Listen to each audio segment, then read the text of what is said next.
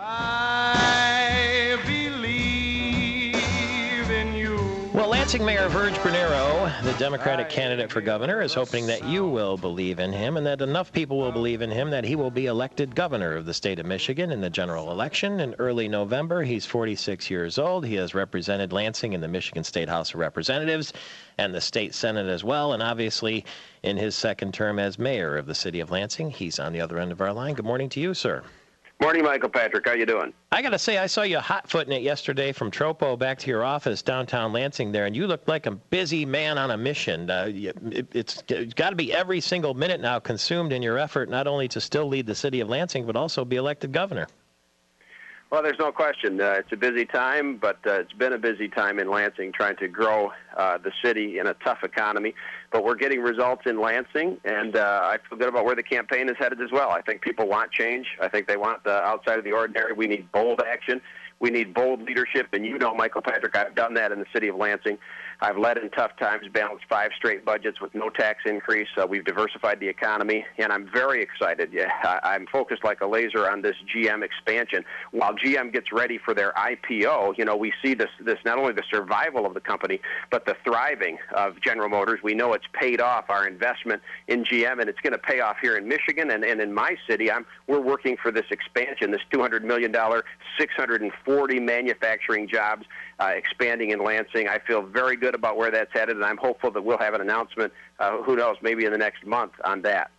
Yeah, it's funny. It seems like only yesterday John McCain came in running for president and said that those manufacturing jobs are never coming back.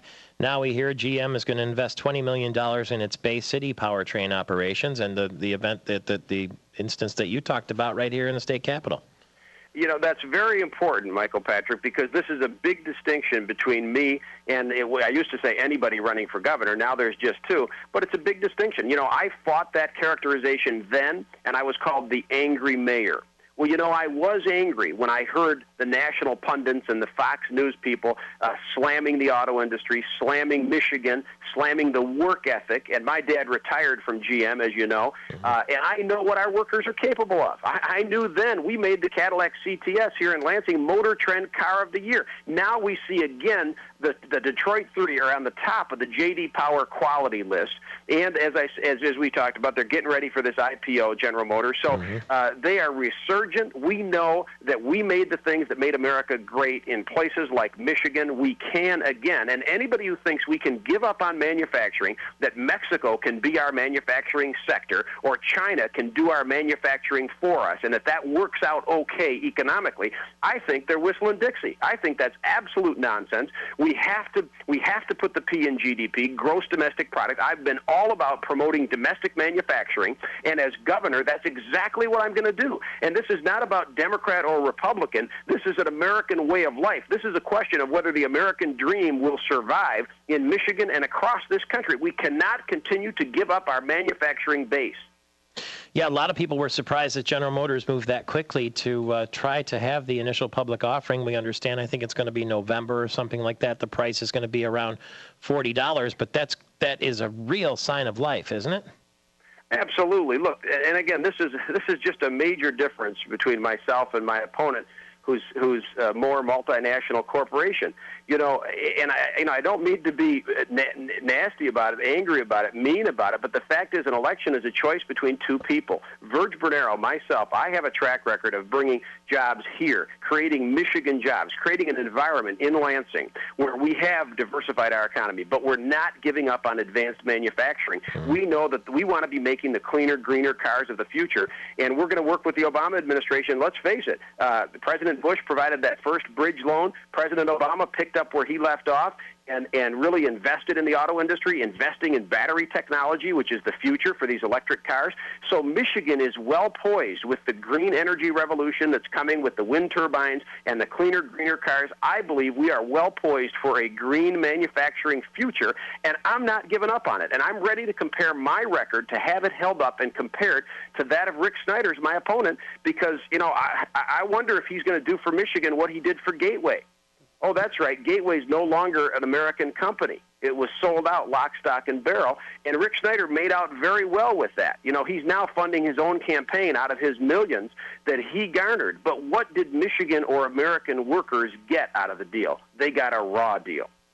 Let me ask you this, and I want to sort of take you through the timeline here. I heard yesterday that SBAM, the Small Business Association of Michigan, decided to back Rick Snyder for governor. And so earlier this morning, I spoke to one of their members, Tommy Brand, who owns steakhouses in West Michigan in Grand Rapids, where we're on WJRW there. We've got radio stations all across the state. He's got restaurants across the state. And I asked him who he was backing for governor, and here's what he said. I don't like Rick Snyder's 6% corporate tax on Michigan businesses. I mean, job creators should be unleashed and let us do our thing, and we'll create jobs. But that's the only downfall in his plan right now. So I played that piece of audio for Rob Fowler, the CEO and president of SBAM, the Small Business Association of Michigan. Here's what he said. Yeah, it's something that we're going to take a look at, and we have been all along. Doesn't line up specifically with our current tax position, except that one of the things we really call for is simplicity, and the beauty of a 6% corporate tax is it is simple. But, you know, we really need to take a look at it. We're going to take a look at Rick Snyder's position. Isn't it unusual that they would support Rick Snyder with such a major piece of business theory in disagreement? I was deeply disappointed by this. I can't explain it. I was not granted an interview. I don't know. I know Rob Fowler. I have respect for him. I've worked with the SBAM, Small Business Association before. Mm-hmm. I can't understand what they're thinking. And all I can say, you know, Michael Patrick, is this election is going to be decided by the people. It's not going to be decided top down. You know, people talk about I've been supported by the unions. I've also been supported by the Lansing Regional Chamber of Commerce.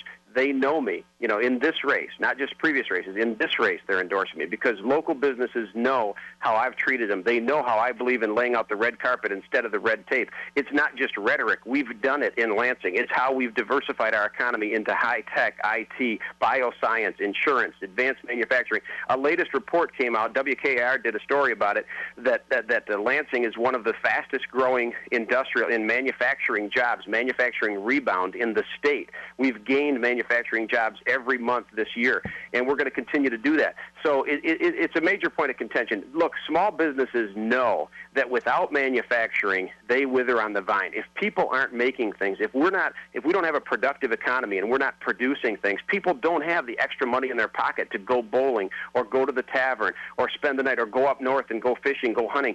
They're not going to have the extra money. Small businesses understand that. Small businesses also know that they're being robbed of their recovery because Wall Street is writing us off. They can't get access to capital. They can't get a loan. Whether you're a small business, medium business, a fledgling company, a new entrepreneur, you can't get financing because the Wall Street banks will not make loans in Michigan. They have written us off and left us for dead. They are redlining Michigan. I have a plan, and I'm the only one. I have a plan to deal with that. The Michigan Bank to provide loans to small businesses. It's done in North Dakota. It's not the Republican Party called me a communist. They're not communists running North Dakota. The Bankers Association endorses what's going on in North Dakota. In North Dakota, it's worked. It's put $300 million into the coffers over there. It's profitable and yet extraordinarily reasonable. We've got to invest in ourselves. If we're waiting for Wall Street to do the right thing, it could be a long wait. We got to understand, Michael Patrick, there's a difference between businesses on Main Street and how Wall Street operates. They're too big to fail, but our local Michigan businesses are not too big to fail, and too many of them are failing. They are falling by the wayside, just like our homeowners and our residents are under pressure. Our small businesses are under tremendous pressure, and Wall Street will not help them out, even after we've helped them. They took the taxpayer money, and now they're taking our dollars and investing them in other states. And Michigan itself, the state of Michigan, has $1 billion invested in J.P. Morgan Chase. I'm going to get that money back and invest it in Michigan community banks and community credit unions so we can get the credit flowing and get jobs growing in Michigan. How much do you think Governor Granholm was hampered by the fact that she didn't have legislative experience? She herself has kind of alluded to that fact. Well, she's commented on that, and I'll let her comment stand. She did not get any help in the legislature. I'll tell you that. I was there for part of that time, and she did not get any help. Those guys, I don't know, some of it maybe they resented that she was a woman. Maybe that was part of it. And they were not cooperative. And we need a new spirit of bipartisan cooperation. And I think she was extraordinarily talented, and is, by the way. And she's helped lay the groundwork for some things. She's been working with the Obama administration on this battery technology, on this green energy future, and I think that's about to pop. So we're going to have to continue to make investments in those. But we've got to believe in ourselves. We've got to invest in ourselves, and we need bipartisan cooperation that rises above the petty nonsense. I have served in the legislature. I did serve on the county commission for 8 years, and I learned a lot there. And I worked with Republicans and Democrats. And, of course, as mayor, I've worked with everybody to get the job done. We're trying to grow the economy. It's not just Democrats that are unemployed. It's Democrats, Republicans, independents. So we've got to pull together as Michiganders and as Americans to restore the American dream. That's why I'm running for governor, Michael Patrick, because more than anything, because I believe we've allowed our manufacturing prowess to fall by the wayside. We've allowed it to be exported and offshored. We have to incentivize business to come back to Michigan, to come back to America. We're the only country in the world that incentivizes our businesses to leave. We actually, under the U.S. tax code, we've encouraged businesses to leave to reduce their tax burden. They can keep their headquarters here, move their production overseas, and save a bundle in addition to what they save on the labor cost and the environmental cost. It should be the opposite. If you want to be headquartered in the United States, you ought to have to keep some of your production here. So we'll incentivize it. I'm also going to fight in Washington for fair trade instead of free trade. We should treat their products from other countries exactly how they treat our products. My opponent, they've tried to portray me as anti-trade or a Luddite. I'm not anti-trade. I'm pro-fair trade. I'm against free trade because free trade is not working for the American worker. Fair trade means jobs for Americans and jobs for Michiganders. All right, 3 seconds. How close are you to choosing a running mate? Getting closer every day. Okay, you'll let us know, I'm sure. Lansing Mayor Virg Bernero, Democrat candidate for governor, at 35 minutes after the hour.